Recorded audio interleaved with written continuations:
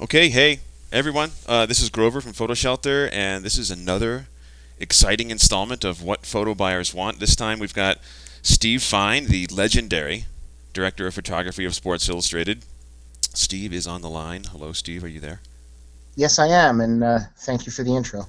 It's not done yet. Now, Steve has agreed to answer questions from our viewers. So, if you have anything you want to ask, just use the little question box in that GoToWebinar control panel, and then we will run through the questions at the end of this presentation. Um, there are there are many things I personally like about Steve. First, he's the type of person who has an opinion and knows what he wants, and he isn't afraid to tell you. and This could be very quick, Grover. I know. Now he doesn't waste time sugarcoating his comments, and he can be very direct. He's also got a great sense of humor and a lot of really entertaining stories.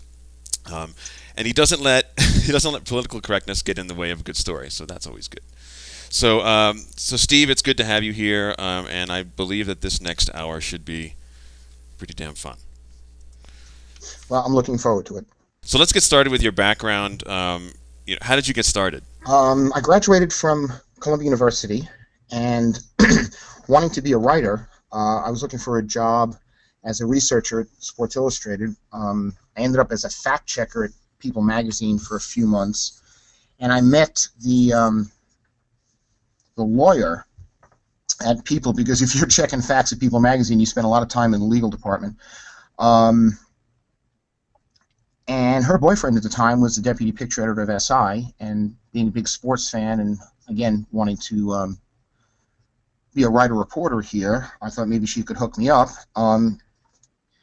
She got me to Don Delaquani, who sat me down, asked me 10 questions about sports, and said, "Okay, you're hired." I said, "Really? I don't really know an f-stop from a shortstop," but he said, "Don't worry about it. You know everything about shortstops, and I'll teach you about how to pick pictures." I said, "Well, I don't use a camera. I'm not a photographer." He says, "You're here to pick pictures. The photographers are out there to make them. And your job is to be a liaison between the word side and the art department and put all these pieces together." And that's what a picture editor does. So I worked there for 4 years, and then I left to go to the New York Times, first as sports picture editor, and then as deputy picture editor for the Sunday magazine. And those 9 years really taught me a lot about photography and about how to run a department. I worked for the equally legendary Kathy Ryan. I was her first deputy in the late '80s, and we did really amazing work there. Very challenging work. A lot of it non-sports, of course. So I learned a little bit about Hollywood and politics and the White House and foreign affairs and the Cold War. We used to have a joke back there that every week the Sunday Times would run a story about why the Cold War should end, and then 2 weeks later why the Cold War should come back. So I learned a lot about picture research, and a lot about the agency business, and a lot about freelance photographers I had not worked with before, and mostly a lot about pictures and storytelling. I came back here in '92 when Heinz Klutmeyer took over as director.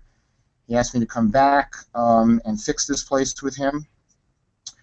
4 years of his deputy was yet another fabulous period of picture taken back here. I took over in '96 when Heinz went back to shooting, and I have been the director since then. And to say that it's been a roller coaster is to underplay it at this point. I have an amazing staff of 8 picture editors, 10 staff photographers, 3 guys who do all the tech work around here, and a business office that chases me around the building all the time. It's about 20 people in the Time Life building that report directly to me. I said 10 staff photographers out in the field, and about 25 or 30 regular contributors, and I'm not even including the wires that feed pictures in here all the time. So there's a lot of people who are trying to get work here and trying to make this magazine better every single day. And before we get any further, I just want to say that I'm nothing without the people I work with, and I make a point of hiring people smarter than me so they can make me look good. Okay. Well, let's talk about the inner workings. You started to touch on about it a little bit. For starters, you've got 10 staff photographers. Where did they come from, and what do they primarily shoot? Well, where do they come from? I don't know where where Walter and Heinz came from. They've been here since the building was built. And as you know, Walter is probably the foremost sports photographer of our time. I mentioned Neil in the middle of all this because he's still, lurking about, even though he's not one of the staffers. He does have a very large collection that we now own and have been going through for a variety of reasons. Heinz started in the early 60s working at Life magazine. He can shoot everything and anything. He's probably the best event photographer and coordinator I've ever worked for, and he wears two hats since he used to be the picture editor here. So he's extremely helpful when it comes to putting together things like the Olympics.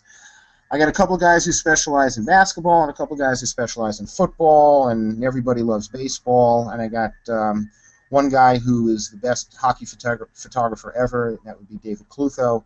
But it's more than just that. It's working as a team at the Super Bowl or at the Olympics that make these guys really, really gel. And there's nothing quite like having 9 of them cover the men's 100, where each guy is responsible for one step of the way. And when you put the whole puzzle together, it's like 10 seconds of fury. And you really get to see the power of Sports Illustrated when we do this in still pictures from an Olympic Games. But the staffers do 75% of the work here, whether it's the portraits or the behind-the-scenes stuff or the action.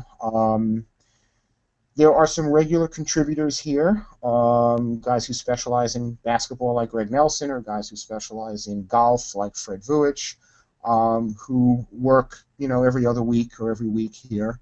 And then we do pick up, pictures from agencies and wires and freelancers and one-offs and stuff like that. I mean, I'm always looking for new talent out there and something I've not seen before. Talking about freelancers, when do you know when to go with a freelancer versus going with a staffer for an assignment? Well, I only got 10 staffers, which means they can't be everywhere, and you can't have John Beaver in 2 places at the same time, even though we have tried to do that once or twice. Um, Sometimes it's a question of geography, sometimes it's a question of the level of the story. I tend to trust my staff guys at football games and basketball games because they know what we are doing here. Remember, we're a veteran operation here. We've been doing this for a long, long time. And even the 8 picture editors here, several of whom are in their 30s, have been here for like 12 or 13 years. So I go with a freelancer when, like I said, it has some combination of what the story's about, his expertise in that area, geographical location, and lately, the past couple of years, budget considerations. It's sometimes cheaper to have a guy in Texas shoot for $500 and to fly in a staffer to Dallas, which is a $1,300 airfare from Boston or Philly or Washington or something like that. So I take that into consideration. The cover is the most important picture here, and the leading offs are the second most important, and the lead story, and it falls from there.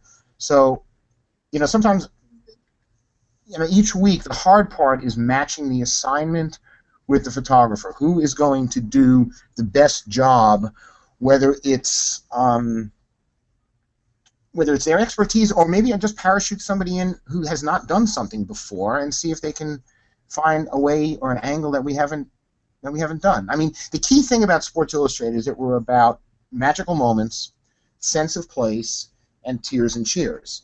In a few minutes, we'll go through a bunch of pictures that Jimmy Colton and I put together that we call our leading off tray, and it's a good example of the kinds of pictures that work here. And all of them have some element of magical moment. For example, Damien's picture of David Tyree's catch in the Super Bowl, the greatest play in the greatest game ever played on grass. There's a shot that John McDonough made of the Rose Bowl that shows the sun going down behind the San Gabriel Mountains. That's just gorgeous, so that would be sense of place. And then there's lots and lots of pictures of people crying or being happy or something, which goes to the tears and cheers. We shoot long and tight or short and loose. We're not about 300 millimeter lenses. We are not about 2x4s that go into newspapers. We're about great big leading off wide angle shots or really tight stuff that gets to the emotion and the bone crunching part of sports. Right, right. Um, let's talk about the changing times a little bit. I mean, I want to get to those images quickly, so let's try to go through this fast or something. But things are much different today than they were 10 years ago. Gear has changed, budgets have certainly changed. So, what are the biggest changes that you've seen that are really impacting things today? Well, a little more than 10 years ago, it was, well, maybe 20 years ago, it was still all about, follow focusing and what have you. And the guys who worked at SI, the John Beavers and the Al Tealmans and fellows like that, they were really expert at that. Now, the playing field got leveled when autofocus came along. That's, again, about 20 years ago, maybe longer. Now, the fingertip football catch in the end zone is a regular occurrence as opposed to Walter's shot of Dwight Clark's catch years and years ago, which was, a rarity. I'm not even sure that Walter's picture would make it into the selects right now because Dwight's got his hand over his face. So we've got much, much better pictures because the cameras have gotten better. We can shoot in low-light situations and make really, really good pictures at night games and dome stadiums, which is where TV has all the premier events now. We have more choices because there's more people out there shooting. I mean, the wires are sending tons and tons of pictures. Jimmy Colton, who's my right hand, goes through somewhere around 12 or 13,000 frames a day on the weekend, just sorting through AP Getty, Reuters, AFP, etc. And then we go through another 100,000, I'd say maybe 150,000 of staff or assignment-driven stuff here. By the time the week is over, to put this weekly magazine out, we've gone through about 250,000 frames. Now, not every week is a good week, and not every week does every single best picture get in. Remember, we are a magazine. We tell stories. We have writers. We have headlines. We've got certain configurations. If you have 10 great pictures and you only have a 3-page story, so maybe only 2 get in. Of course, that has changed now with the iPad and the SI magazine in the iTunes store, where you get about 50% more content than you used to. But the greatest change has been more good pictures to look at and coming from more sources. So editing is really taken very, very seriously around here.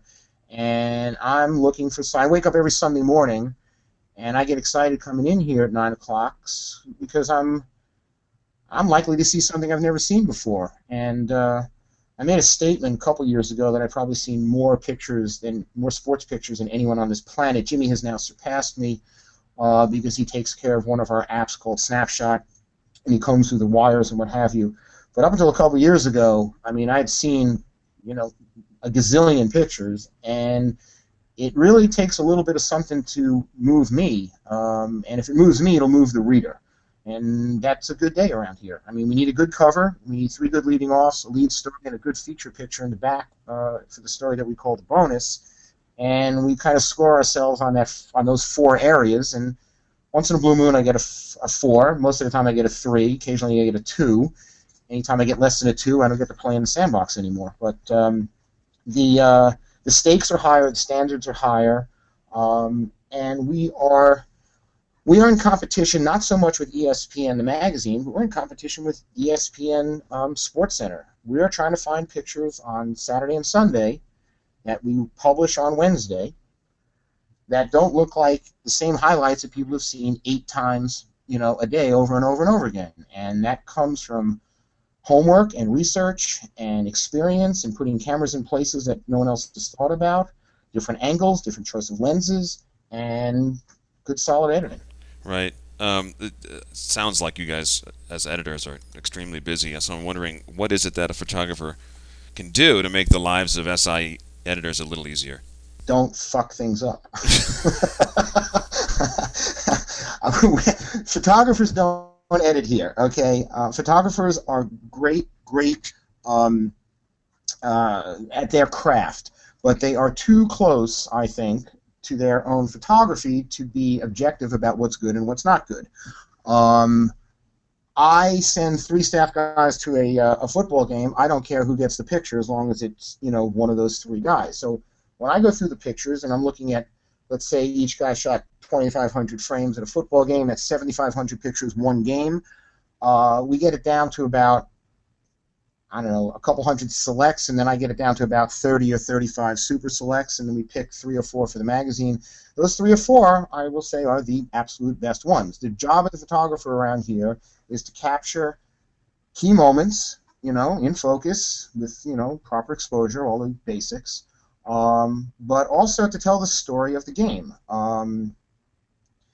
And he's a storyteller and I'm a storyteller, and between the two of us, we get it together. Now, nobody goes out there without some sort of direction from us here. There's a reason we are covering this game. There's a reason we are covering a certain player, and there's a point we're trying to make.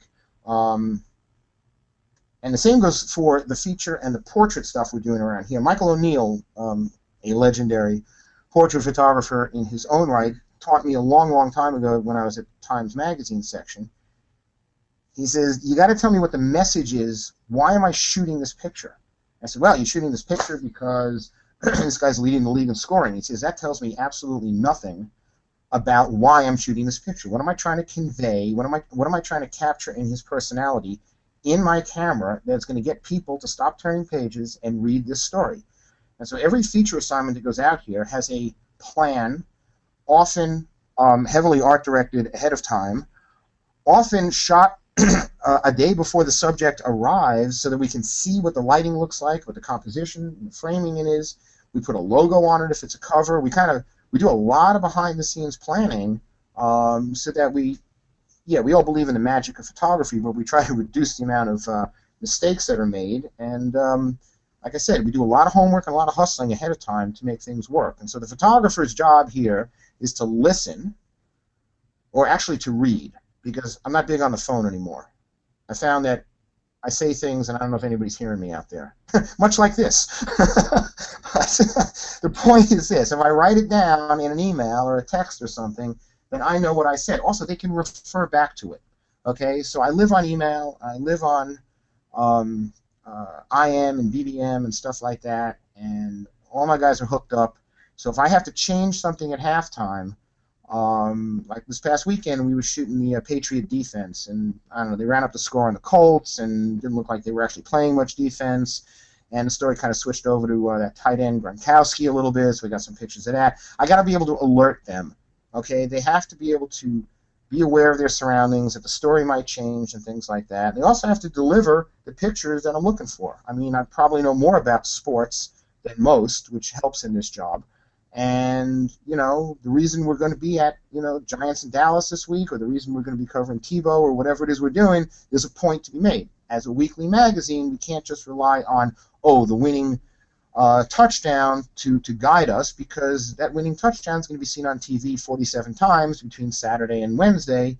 And on Wednesday, we got to tell a story that's different from what has been in all the local papers and all on ESPN and the news broadcasts and stuff. So there's a lot of back and forth about why and what we're doing. Seriously, the key thing a photographer can do is read or listen. Right. Now, I want to talk to you about some stuff about what Sports Illustrated typically likes, and we're going to see examples of that in a minute. But you've talked to me before about this concept of building photographs, and you started to touch on it a little bit. But can you explain what you mean by the process of building photographs?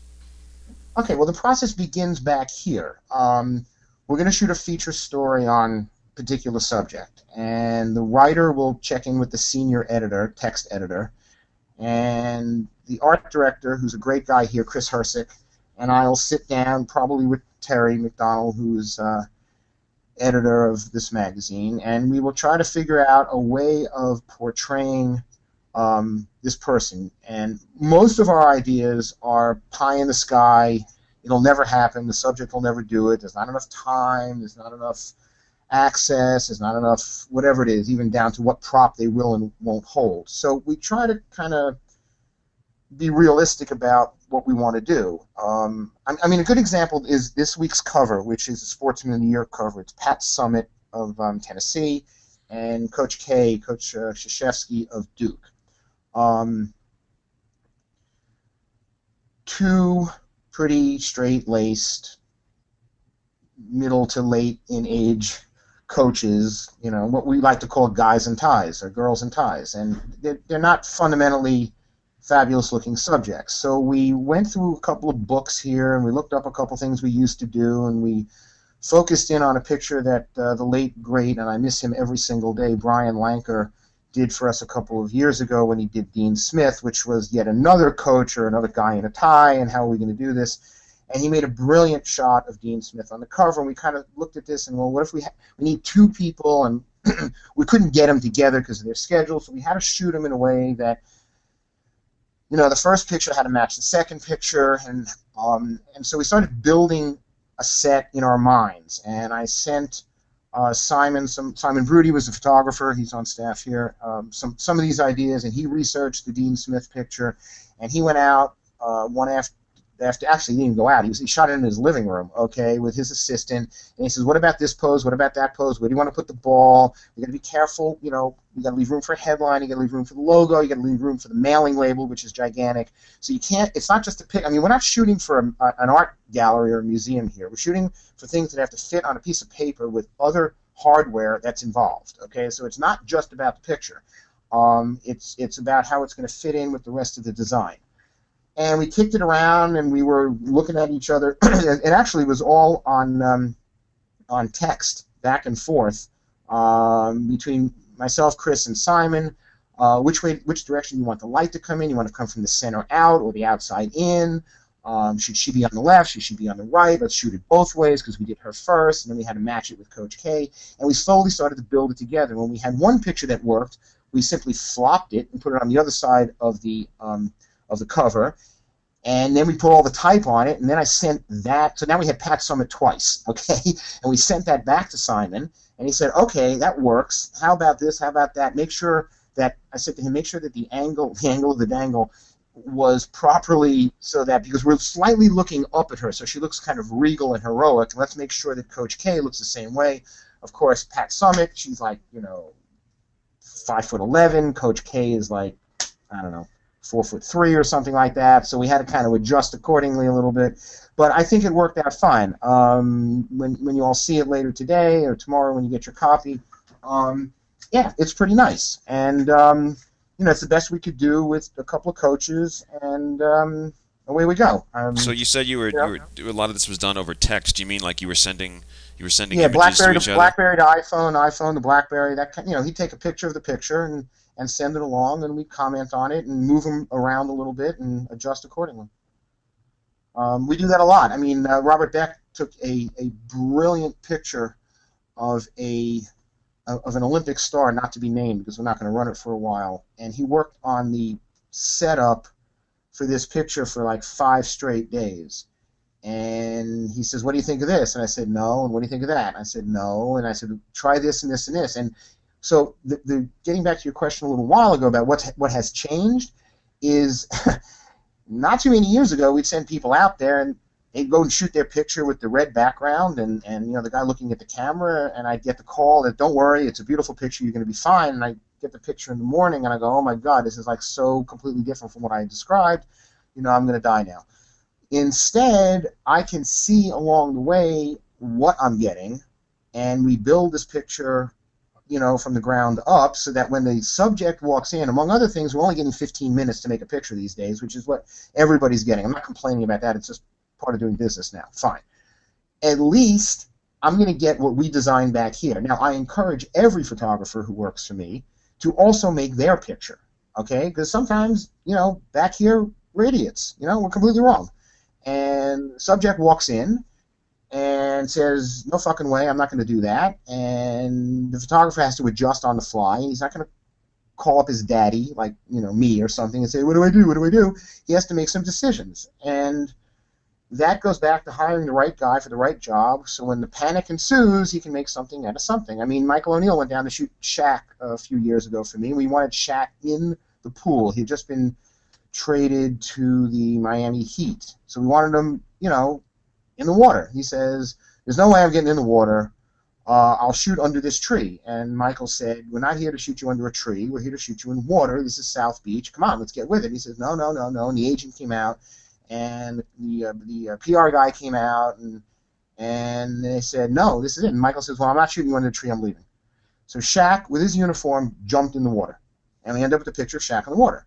So you got to hire the right guy who can actually put his, balls on the table and say, I'm not going to do what you say. I'm going to do what I say. And, you got to kind of push the limits a little bit and shit happens. Well, I've got this. I'm wondering what SI specifically is looking for in terms of portrait and feature photographers. That's hard. That's a hard. All right, first of all, that's two different things. A portrait should be a riveting, compelling. I want to know more about this person. Maybe I want to take him home and have dinner with him and hang out with him kind of picture. Now, that can be done any number of ways, but a lot of mistakes that are made over the years, including the guys who work here, is that they're so taken up by the lighting and the set design and what have you that they totally forget there's a human being in this picture, okay? And that human being has to have some sort of personality, some sort of something's emotion, something's got to come out of that face or the body language or something. Otherwise, it's like shooting a statue. And that is the biggest fault that sometimes comes across my desk, is that the photographer wasn't able to connect to the person on the other side of the camera, on the other side of the lens, all right? And that is the most important thing. I mean, yes, we have assistants here, and yes, it's their job to make sure that the lights work and that, that the person's seated properly and that whatever they're wearing doesn't have any, like, ripples or what have you in there. Yeah, there should be a stylist. I mean, if you want to do it right, you got to have these people. Fine. If you're on your own, the key thing is this: no picture editor is going to yell at you because there's a wrinkle in the sleeve, but they will yell at you if the person looks bored, while he's having his picture taken. Okay. The other thing is a lot of really great portraits are made in the off moment when the subject relaxes, lets down his guard, and you gotta kind of watch at all times. Okay, so if you're not watching the subject and you're too busy worrying about your lights and your backdrop and all that other stuff, then you're gonna miss the moment. Okay, now feature photography.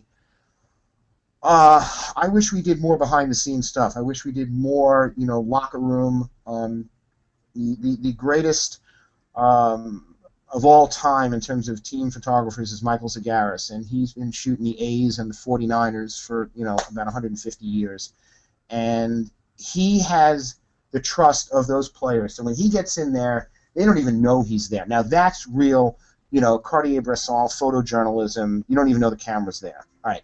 Those days are few and far between. I get it. Following someone around, day in the life, there's a couple people out there, Lynn Johnson, Deanne Fitzmaurice, who do really, really good work. It takes days. It takes patience. It takes, a deft hand to get people to, again, to live their lives so you can photograph them without them playing for the camera. It's tricky. It's tricky. There's no formula. Every week is a little bit different. Every week, like I said, there's an angle to the story that we're trying to make. So we don't go in there with the same hand of cards as you might think. It's all unique, and we also have to make sure that we don't do the same thing in the same issue, because you can't have the same tight portrait, Platon style, for example, page after page, because that's not going to work. So you got to know what else is running, which is again why photographers who are not in the office, which is like never, sometimes are saying, why are you running this, why are you running that? I said, well, yes, this is your best picture, but it's a match for something I already have. So I'm going to run your other picture, thank God you made it, so that my magazine has a little bit of variety in it, That's the key. The key is pacing, and that's one of the things that Terry and Chris do really well around here, is to make sure that there is, a scale change and a different point of view. So we, as picture editors, have to provide variety within those feature pictures and within those portraits. Now, most of the time, I mean, that all sounds great, right? And everybody's out there taking notes. Wow, Steve must, get plenty of time with all those subjects and what have you. No, that's a big fallacy. What really happens is we design one great picture, we kick it back to the photographer, he throws his idea in there, and we go in there to make one brilliant shot. And we have all our eggs in this one basket, and then it's a matter of the right expression. And we get 100 frames, we knock it down to 7, and we try 2 of them on the cover, and 1 of them works. So that's really kind of how it works about 85% of the time around here. Okay, let's talk about action photographers and what you're looking for with them. Action photography. Well, I mean, that's our specialty here. That's what That's what we do better than anyone else out there. It gets back to everything's either a 600 or a 28. I mean, there's just very little in between around here. We also put cameras in places where humans can't go. We're big on shooting the up. We're big on shooting way down on the ground, right angle finder or something that shows, from the grass on up. We hang cameras in basketball arenas on every available railing, and we have possibly the best set of eye-hand coordinated photographers that are still on the planet. What am I looking for? I'm looking for something I haven't seen before. I also want you to cover the news. You have to. I mean, John Beaver has a unique talent for knowing where Aaron Rodgers is going to throw that ball on 3rd and 8. It used to be Walter back in the day. He was a magnet for where the ball was going. He's kind of given up action in the last few years, though he still does go to the Super Bowl, and often the ball goes his way, but not as much as it used to. I like to send a couple guys to a game. I think 2 guys, 3 guys at a football game make each one of them stronger. The fun part comes when you're deciding which angle of that play, especially in basketball, where we often set up 8 or 10 remotes, which is the best point of view that shows the picture, shows the athlete and his exertion and whatever the best. There are moments in a game that they have to come back with. People who shoot here and make good stock don't get that many assignments because good stock is not going to tell the story here. It's not going to make people go, wow. Jimmy likes to say, in order to be effective, you have to be affective. And the pictures have to hit me in the stomach. They have to make me go ooh and ah at 9 o'clock in the morning on Sunday. I don't actually edit pictures. The pictures edit me, if you know what I mean. I'm staring at a screen. They just jump out and they say, this is it. This is a select. I mean, I go to a football game. It's a little bit like going through video, and you got to find the right moment. Peter Reed Miller made a picture several years ago of Reggie Bush on a student body left, and he dove for the pylon. And I know as I'm going through these pictures, boom, boom, boom, boom, boom on my keyboard, 8, 10 frames in a row, that these are all decent pictures, but when Reggie went airborne and he flew into the end zone, it was a game against UCLA, I think it was at the Rose Bowl, that Peter had to nail that moment. Good enough is not good enough here. It's got to be a belter. The number of pictures that we go through for leading off at the end of the day is phenomenal, and it's either a great action picture, and it's not just a guy on his head. It has to be a guy on his head like you've not seen before, okay? Right. Or it's got to be really, really strong emotion. Well, let's look at these. Let's look at these leading off example pictures I we think have. that's a good way to get the point across here. Okay, so the beginning of this tray is hold on a second. Let's try it now. There we go. Okay. A lot of this is sense of place and patterns and beautiful vistas. My thing is I like to put the reader who was not at the event in a seat so he could see what we all saw. Okay, and these first couple of pictures were Olympian. The first picture was Iditarod. These last two pictures were taken by Bob Martin, one of the great Olympic photographers of all time, in Torino. And then we also like to have a little fun. Jimmy's thing is, spanning the globe and seeing what kind of weird stuff is out there. This is an amazing shot of a sailboat race off the coast of South Africa, and the masts are cutting through the fog. I mean, we're all about weather. This, of course, is, a once-in-a-lifetime type of picture. Somewhere in here, there's a guy going over the waterfall in a raft. You got to look closely. It's the other thing. The power of still pictures and the power of leading off is look all around the frame. There's subtleties, there's nuances, there's irony, and there's humor sometimes. This is just great lighting at a swimming meet in France. Some of these pictures were picked up from the wires. Some of these were shot by SI. Some of them came over the transom. Some of them were picked up who knows where. And they tell stories, like I said. For all you Patriots fans out there, I feel not sorry for you at all. This is this is an amazing picture. The best part about this picture is obviously the ball on the helmet, but take a look at that little piece of grass that's on David Tyree's left shoulder. Just a little subtle thing in there. It's nice. And of course, humor. You see humor, you got to run humor. Emotion. We actually missed this picture. This is a pickup from AP. It was a day where we had 5 guys on the green, and occasionally we miss it. We were from the side, we were from the back, we were loose, we were whatever. We make mistakes too. Things happen. But this is a terrific shot of Phil's first Masters. David Callow at the Australian Open. Serena doing her thing.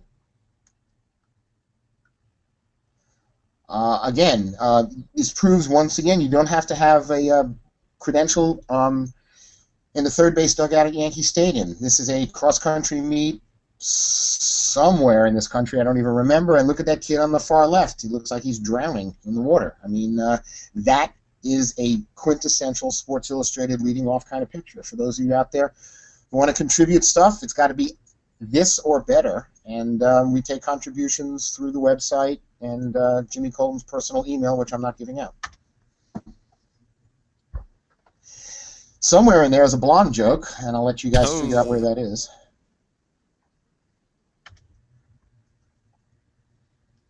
And again, sometimes it's just pure, straight action. Ricky Weeks taking one right in the puss. Notice the boot that's still in the stirrup here. Okay, it's not just a guy upside down falling off a horse. There's something else here. Okay, and that's key. Bang. There's 2 kinds of picture editors in my world, Grace and Crunch, and I think you know which one I am. And then, of course, we live and stand on the shoulders of those who came before us. The other challenge of this magazine is not just dealing with ESPN and Sports Center and the Wires, which do a fabulous job, and the local newspapers, but we're also trying to make pictures better than the ones that were made by the legends who came before us. This obviously is Leifer's best ever picture, in his mind, of Ali and Liston. And John Zimmerman's picture of Bednarik laying out Gifford. This one's for you Patriot fans out there that were still smarting from David Tyree. This is great. This is a little bit like that kid drowning in the cross-country meet. Everybody's watching the bat. The bat hits the guy in the jaw, right? No one's watching the baby. Look at the baby. What's going on?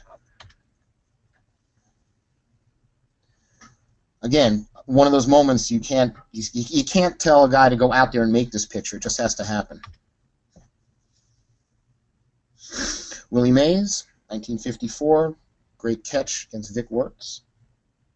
Sports is all about history and all about, trying to make something, a little bit better than they used to do back in the 50s. So once upon a time, there was Netcam. And David Clutho said, I've had enough of Netcam. How about Dasher Cam? And so the Dasher is that yellow thing that goes around the boards at a hockey rink. And he put the camera right above that and got down on his belly and made this picture in St. Louis. And again, it's a point of view that TV doesn't get, and that's what we're after here. This is pretty cool. You see car crashes every week, but you don't see an arm coming out of the cockpit like this. Tennis. I'm often asked, what's the hardest sport to shoot? It's without a doubt tennis. It's the same picture over and over and over again. It's hard to make good tennis pictures. You're stuck in a position that you can't get out of. You can't roam very often. This is at the French Open, and it's just a good, solid, strong picture. We don't get enough of these. Putting cameras in places where, people can't otherwise get. We're very big on the up. This is a Bob Rosato picture from the Olympics, and obviously it's all about the eyes, but it's also framed perfectly and timed perfectly. Underwater photography. You've heard of Heinz Klutmeyer. Need we say more? Again, back to the feature photography, sense of place. This is a street corner in Havana that Walter went down during one of his Cuban trips. They're all about baseball. This is not set up. This is like, like 4 frames, and this was the best one. And man, you can't compose a picture better than this. Capturing the moment, telling stories. Robert Beck, Brandy Chastain, one of the great pictures of in SI history. We love shooting in water. The spectral highlights make for interesting artwork.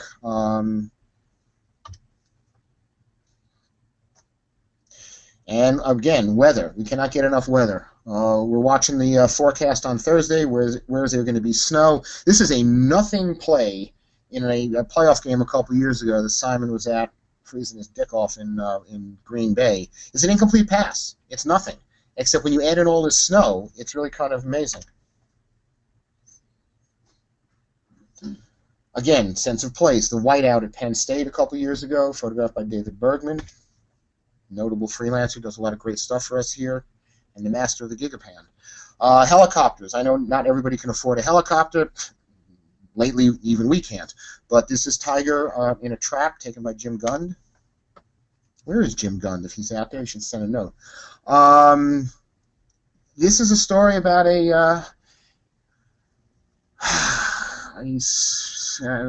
what can I say? He was born without legs. It's in Ohio. It's a high school game. The law was you had to wear shoes in order to play. Now, obviously, he can't wear shoes. He's on the special teams, clearly. And he propels himself with his hands and actually made tackles. And they finally got an injunction against the high school who was preventing him from playing, and he played, on the kickoff and punt returns. Pretty great story. Again, back to Jimmy, surfing the web and looking for stuff. This is bird fighting in Afghanistan. There's a number of photographers out there who know how to find us, and when they go to these unique places like Burkina Faso and they shoot a cycling race, although some people here in New York would think that this is like the inside of a subway car, and those are strap hangers back there. And they send stuff to us. I mean, Jimmy's got a long history with Newsweek and AP and SEPA, and he has a whole network of people who send stuff in. He single-handedly did an issue last year on the beautiful game and gathered amazing soccer pictures from all over the place. Little kids, barefoot all over the world. Just an amazing stuff. I mean, we build on what we have here all the time. We accumulate knowledge, and we accumulate photographers and great images, and we also get lucky sometimes. This is a shot of a high school game in New Orleans about a year after Katrina blew through there, and we were there for the 1 year after anniversary, and of course it rained like hell, and the mud and the whole bit, and I mean, this is a brilliant portrait. Did I send Bob Rosato out there to shoot this picture? No. Did he see this? Yes. Why? Because he's worked here for 10 years, or had worked here for 10 years, and he knows the kinds of things we're looking for. Not set up. This is that picture I was referring to before. John McDonough and I love to argue about whether it should be shot vertically or horizontally, but we both agree that the mountains in the background, the San Gabriel Mountains, there's nothing going on the field. I mean, I think Illinois is completing a pass or something. It doesn't matter. It's just this wonderful sense of place. The single best venue to shoot a football game and to watch a football game is the Rose Bowl. Okay, this is another one of our chestnuts. Somebody, and I can't remember his name right now, and if Jimmy were here, he'd help me. Somebody got in a fixed-wing plane above the B-1 bomber, and yes, we've cropped this a little bit. With the original version of this picture, you can see most of Pasadena. The guy's like 30,000 feet up or something like that, with a with a one touch or something. But in any case, again, proper framing, proper cropping, and what have you, and you get this ridiculous. How did they make this picture? So there you go. All the secrets are out now. Sean Johnson, okay, sent Joe McNally into the fields of Illinois to get what was going to be America's sweetheart. Put a balance beam there. Joe, of course, is famous for just getting anybody to do anything and setting up stuff in the middle of nowhere, and this is a really beautiful portrait. Peter E. Miller went down to Mexico and did a photo essay on Libre Loches Libre. What is it called? I can't remember now. You know, the wrestlers down there, and Lucha Libre. uh, yeah, that's it. Thank you, thank you. You're in Mexico, all right? Help me out here, brother. um, Again, back to the elements. A particularly uninteresting picture of Brett Favre, except he's in a blizzard, okay, which made it totally cool. Uh-huh. We needed a picture for a year end in 2007, and we went through a gazillion shots and couldn't find anything. And then this championship game in Montana, this NAIA championship, again, you don't need to shoot a high-end college or a pro football game to make a great picture in Sports Illustrated.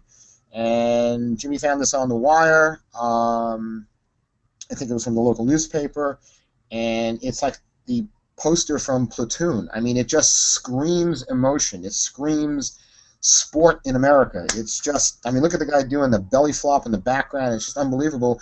And we didn't kill it with too much type this time around. It's a fantastic picture. You make something like this, all you all out there, send it to us. Buzzer beaters. You can't have enough of those. Again, you know, looking for a different kind of angle. It's all about the eyes here, okay? Basketball like soccer, Al Teelman's. Soccer like volleyball and some weird sport they play in Indonesia. Wrestling, we do a lot of work with physically challenged people out there. Cover the Special Olympics almost every year, and certainly the Paralympics. Again, this was on the road to Beijing, the Beijing Olympics. This is out in western China. Ping pong, you know, the national sport. Again, the Paralympics post Beijing. St. Andrews, like you've not seen it before. Masterpiece, picture taken by Fred Vuich, 1997, the 18th green, 18th tee, excuse me. A picture that cannot be made anymore because the tower where this camera was hanging no longer exists, so enjoy it.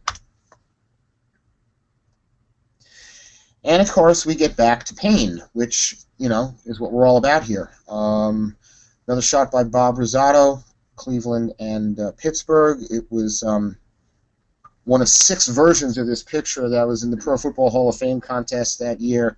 I don't remember who won, but it was a hell of a play. Boxing, we're always looking for that great punch picture. Jimmy calls it his rubber lips shot, which of course leads to great big hematomas. Okay, one of the amazing pictures that Al Bello has contributed over the years. A terrific, terrific sports photographer and boxing photographer and a good friend. And of course, there's rugby. And I know everybody out there is all groaning, but here's what you need to know. What are the chances of this happening twice in your lifetime? That's what I want to know. Okay? Amazing, right? And of course, when you're out there, keep an eye on those javelins. You just never know where they're going to end up. This is me on Sunday morning when it doesn't work out quite as well. I actually have this picture hanging in my office to remind me that not every day is a success around here, and sometimes you just, you know, heave up lunch. That's what happens. I love the center, number 59. He's like, dude, you know how close you got to blowing lunch all over me? Anyway, Cade McNown, pictured by Robert Beck. This, of course, is the last picture this photographer ever took.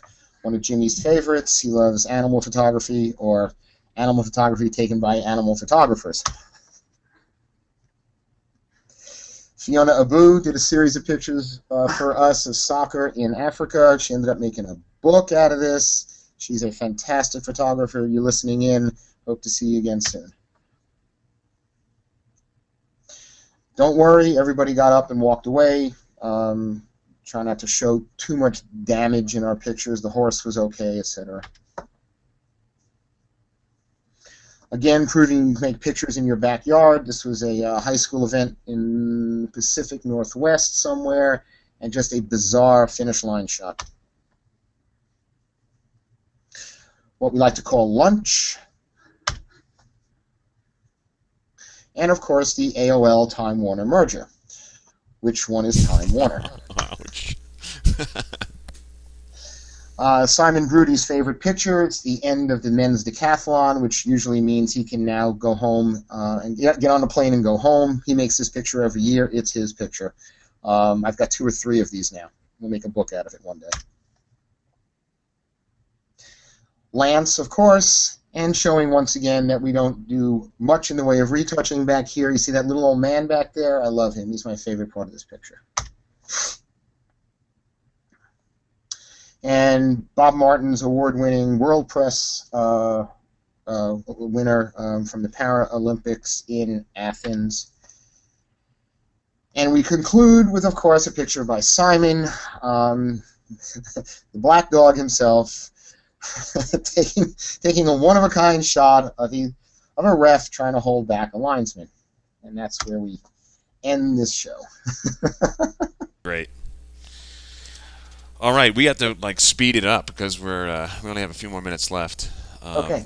And we got to get some questions and this. That's okay. I'm glad we looked at the pictures, because you know what? Each one of those pictures is special in its own way, and they tell a story in its own way, and it really shows that really high level of stuff that we're looking for around here. Yeah. Photographers to admire. Who pops into your mind? Who work here or who don't work here? Just anyone, any photographers that someone else could look at and admire. Portrait photography. Wow. Michael O'Neill, Greg Heisler, Platon. God, now I'm blanking on all those guys from the New York Times who are contributing mightily there right now. Where are my notes? Wow, that's a hard one. I mean, you know what? Let me keep it to the people who I work with on a regular basis. Oh yeah. I mean, I love all my staff guys, and their portrait photography has really gotten better the more they do it here. Action photography. There are a couple of guys out there who don't work here on a regular basis whose work I really like. Adam Pretty, Donald Morale. I love Mike Powell, but he's working here now, so he doesn't really count. There's a couple of guys in Europe who make amazing soccer pictures on a regular basis. There are guys shooting for the wires who I don't want to get into naming right now because I'm going to leave somebody out. I feel like I'm up on stage at the academy now. I'd like to thank my mother, my father, my dog. I mean, there's a few people out there who don't work at this magazine that make really good stuff, and I'm trying to get more of them in here. I don't want to leave anybody out. That's kind of a tough question. Yeah, no worry. I'll cut you off then. I'll cut you off. Okay. We'll go to the next slide. Portfolios and websites. I want to talk about portfolios and websites. I know you're not a web developer, so I'm not going to ask you which specific technologies you like and don't like, but I do know, because we've talked about this before, that you like websites to be really quick and very simple. Yeah, I don't have a lot. I don't have a lot of time here. Yeah. I mean, we're putting out a daily magazine. We're contributing to the Big Ticket, which is our app of best pictures of the week. We're contributing to Snapshot, which is our daily 10 best pictures of the day. We're helping out SI.com where we can. We're filling up the iPad. I mean, we got a lot of products going on right now, and a lot of digital stuff, and a lot of pushing the envelope. And did I mention the fact that we go through about 250,000 pictures a week, and we got editors who are challenged when it comes to making decisions, so we often have to put the magazine out 3 times before it's done. So any website that's going to slow me down is not going to get a whole lot of notice. And if you're going to send me like a flyer or some sort of look at my work thing, and I can't open it without having 3 guys and a blowtorch break into that, don't even bother, because it's just going to go in the trash. All right.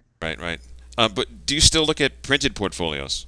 Yeah, we do, and I have, like I said, I have a staff here that kind of vets those things for me, and they'll look at whatever. I mean, we're about pictures and we're about storytelling. I mean, you can take a picture on a piece of toilet paper, okay, and frame it and send it to me, and if it's a brilliant picture, I'll run it. You can also go to a tremendous amount of time and effort to make a brilliant website, and if it crashes on me, I don't have a whole lot of time, and I'm notorious, especially in my shop, for breaking everything and anything that has to do with the computer. Not that I'm a moron, it's just that things go wrong on my computer, and it frustrates the hell out of me, and it keeps two people regularly employed, one of whom is sitting next to me right now, hoping that this doesn't break. So, I like things to go smoothly. It doesn't always happen that way. Yeah. What's the best way for a photographer to send you a photo in a way that'll get your attention? I mean, like for example, yesterday we talked about Mike Powell. You mentioned that he sends you links to Yeah, images and Mike's got a galleries. great website, and let's say, for example, he's working on a technique. He says, "Hey, Steve, I'm working on like a motion study. What do you think of these pictures?" And he'll send me a link to one of his light boxes within his site, and I can flip through it, and we can talk about, how we might shoot an Olympic picture, or how we might shoot a cycling picture using this kind of technique. And some of it is a work in progress. And he'll send me an email, which always works, or he'll send Jimmy an email, or he'll send something to siphoto.com, which is our website, and we'll see it that way. I'm not in the business of handing out email addresses because we'll get bombarded. And the other thing is, and I should have made this point about an hour ago. We shoot RAW and JPEG here. One of the reasons that our pictures look fantastic is that we are publishing not only in the magazine, but also on the Big Ticket and Snapshot, okay, from the raw files. And that separates us from everyone else. All right, full stop. If you're going to send a picture that you want to be considered for leading off, let's say, send a small JPEG. Because if your large 8 meg, 12 meg JPEG or your raw file breaks my email, I will kill you, okay? Or worse, I will have somebody who works here, okay, who answers to the name of D, all right, or his brother Big D, come and find you. Do not send pictures that are too big for emails, okay? And Timelink's email service is not great, okay? So on behalf of Chris Doherty and Kira Pollock and Jody at EW, we implore you not to send things that are going to jam our emails, okay? We have So enough sending trouble. gallery links, right? I mean Galleries are good. those. Send a link, then I'll go on to Chrome or whatever, Safari Explorer, and I'll find it. Okay? Yes, that kind of thing works much better than sending me a picture that's going to bust my system. We do have obviously we have an FTP site, and when we need the picture in its full glory, we can call it in from there. Okay? Right. Now you're already starting to talk about some mistakes that photographers made. What are some of the biggest common mistakes photographers tend to make? I don't know. I sort of mentioned them along the line a little bit. I mean, photographers fall in love with their work, and they need to either if you're editing on your own, you need to step away for a few days and then come back and take a look at the pictures. If you're working for Sports Illustrated, you're sending everything in, and Peter Reed had a funny comment the other day when we were having dinner. He never saw we in the old days of film and transparencies, he would send in 50 rolls of film and he'd get all the rejects back, and he never thought he was much of a photographer because what he got back was pretty much garbage. So because we're editing and obviously keeping everything here, the beautiful thing about digital is that you can go back through your own work and you can see where you made mistakes and you can correct them for the next game or something like that. But in terms of portrait photography, it's good to step away a little bit. You get the hardest picture to make is not always the best picture, in the take. And the grab shot that you didn't think twice about sometimes works out, amazing. And in some of those pictures that we talked about, I showed before, there's very little setup in those pictures, and some of it was just spontaneous and just a wonderful moment. So step back from your work. Everything you shoot isn't great, okay? And everything that you plan for doesn't always pan out, okay? Don't panic on the set. Take control of your set. You are in charge of making that picture, okay? Run anybody you want out of there, okay? When that subject comes onto your set, he must be paying attention to you, not his handlers, not his PR person, not even his girlfriend, unless you're photographing them together, okay? And in this day and age now where we're living in budget crunches, don't steal. We will find out. Okay. What do you Um, mean by steal? Stealing what? Padding bills. Okay. Oh, If there's a cheaper way to fly somewhere, do it. Okay. You know, it's tough around here these days. It ain't what it used to be. It ain't what it was even 3 years ago. I'm very, very budget conscious. I'm in a world right now where I'd rather make my number at the end of the year than have to lay people off, and we're all in this together a little bit. I have not been handing out as many assignments lately as in past years because there have been, massive budget cuts, and I'm trying to preserve the integrity and the fundamental uh, picture taking and standards that SI has been all about, while also dealing with a terrible advertising climate, reduced number of pages, and way too much work for my woefully underpaid and beleaguered staff. There's this is the new world order.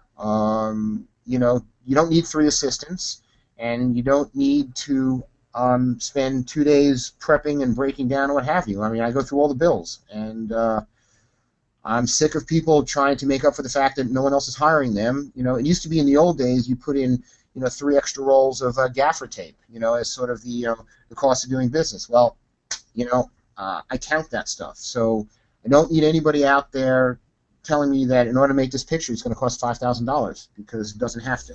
Okay. let's talk briefly about websites that you like. You mentioned one. Yeah, Mike's got a great website. Howard Schatz has a great website. Easy to use, pretty simple. He's got wonderful pictures, albeit most of them are naked women. That's a good thing sometimes. But it's easy to read, easy to go through, and it doesn't jam or crash or anything like that. And I think Howard's a terrific guy and a lovely photographer. And we do a lot of work together. And he's one of the guys who, I'll sit over lunch and we will, dummy up the picture on the back of a napkin and off we go. And he'll say, well, what about this and what about that? And all of a sudden, his picture isn't exactly the right one. My picture isn't exactly the right one. And somewhere in there is the third picture that we didn't anticipate. But at least we've talked about it a lot ahead of time. I mean, if you're an editorial photographer and you're not talking to your art director or your picture editor and you're out there trying to be a hero, you must be really good because most of the time those things aren't going to play so well at a magazine where they're looking for something specific. And so I'll get back to my original point. You got to listen. Listening is key. All right? Do your homework. Pay attention. All right, I think we're now at the point where we can ask Steve. So we've got some questions. Um, Let me read some here to you. What is the best way to present a portfolio? How can we put good work in front of you? Well, I think we kind of already answered that. There's no best way. There's just put the good work in front of me. I mean, we look at prints here, and we look at websites, and we've looked on the iPad. So good pictures. I mean, I'll get to. I mean, if you want me to extrapolate on that, what's a good portfolio? Either a series of really good pictures that relate somehow, or several stories, but don't mix things up. Don't have two stories and then a bunch of action and then a bunch of portfolio. I mean, you can't come in here with ADD, okay? You got to come in here with a thought process like that the portfolio is organized in a way without you having to tell me about it, okay? I should be able to go through it on my own and figure out what you're all about. Are you looking for more like a style to the images rather than like I'm looking category for filling? something, again, I live with 10 staff photographers and a couple dozen regular contributors. I'm looking for something I haven't seen before, something I haven't thought of myself or thought of with the art director here. I'm looking for, I don't know, maybe it's special lighting, maybe it's the way that composed or built the set or got the subject to react in a kind of way. I mean, there's a lot of ways to do it. There's I'm looking for something that surprises me. Okay, here's another one. Uh, I have been published twice in SI, but only through Getty Images, both of the same annual event. How would I go about getting hired directly by SI? Well, are you on staff at Getty? Because that's a problem. If you're a freelancer contributing to Getty, then you need to step up and say who you are, and you know, we can begin to think about doing business. I mean, getting published here twice, but without knowing what these pictures are, is a little bit kind of. I'm flying a little blind right now, so I don't know. But I mean, Getty is a good place. Listen, we discover a lot of good young photographers through Reuters, Getty, and AP. Okay. Very often when we're doing a search, let's say, I mean, we can't beat every game, because of the budgets and just aren't enough photographers that I put out there. So when we go look at a game that we weren't at, and we see who's shooting what and what's making what, we take note, and after a while we begin to know, who, like I said, Donald Morale is. Okay, back in the day. Pretty often I'll know somebody whose work I've been seeing on a regular basis who doesn't even know that we're paying attention back here. But we do look at the credits, okay? So when the stuff comes through, the wires, we note who's doing what. Right. Here's another one. I regularly attend professional sporting events, but I'm not yet a contributor to SI. If I have photos to offer which are timely, which is the best way to offer them to SI for licensing? Well, to be used, yeah. SIphoto.com. So they can just go there and get all the And information. there are instructions on how to submit pictures, yeah. Yeah. Again, if I open this up and had everybody sending pictures to Jimmy every week, this is probably him on the phone right now, then his email would break down as well, and he'd have to come out of the bunker in North Carolina and take me out or something like that. So I'm not giving away emails, but there are ways to there are ways to get to us. Okay. Yeah. I think the website, I've seen it before. It's totally Yeah, clear. that's the best way to do it. This way we can sort of vet it that way. So siphotos.com. SI Photo. I don't think it's with an S. Yeah. Yeah, SIphoto.com, I believe is what it is. All right. Well, thank you, Steve. This has really been fun. I've had a good time with this. Great. I'm And glad. I'm glad. everybody else, if you want access to some really great business photography information, you can sign up for the PhotoShelter's Photo Business Boot Camp. It's a totally cool 5-week series of online business courses that are emailed directly to you. Sign up and get involved. Go to bit.ly/photobootcamp2. Thanks, everyone, for attending this webinar, and hope to see you again next time. Thank you.